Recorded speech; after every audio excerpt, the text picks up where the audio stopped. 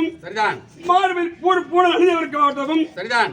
அழைத்து வந்து ஆராட்டி சாராட்டி அவனை குளிப்பாட்டி சரிதான். பஞ்சனை வைத்து தாராட்டி கால்களை அவிழ்த்து 32 கரிபதார்த்தம் செய்திருக்கின்றேன்.